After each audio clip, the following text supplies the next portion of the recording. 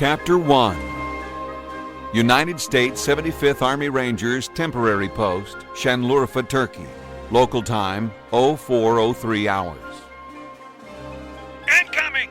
First Sergeant Samuel Adams Goose Gander heard the cry from the spotter sniper teams he had set up along the nearby rooftops.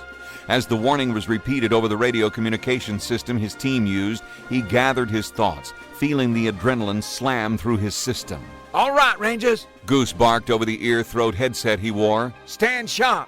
Standing sharp, First Sergeant. One of the nearby soldiers responded. Others chimed in, letting Goose know they had heard him.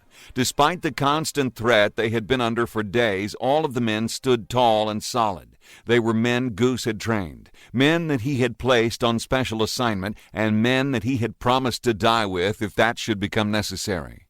Goose stood behind the barricade of cars and farm equipment the Rangers had set up at the edge of the city when they had arrived in Şanlıurfa 2 days ago. The soldiers had barely escaped an avalanche of Syrian troops, Soviet-made tanks, a horde of infantrymen, and squadrons of jet fighters. Since then, United States military personnel as well as the remaining local citizenry had added to the barricade, using abandoned vehicles and everything else that came to hand. The military teams and the locals fighting for their homes stayed busy filling sandbags and shoring up the defenses. Sandbags filled the cracks and crevices, made machine gun nests, and reinforced primary buildings used for defense and tactical information. For the time being, all roads south out of Şanlıurfa were closed. The Syrians were coming. Everyone knew it. Their arrival was only a matter of time.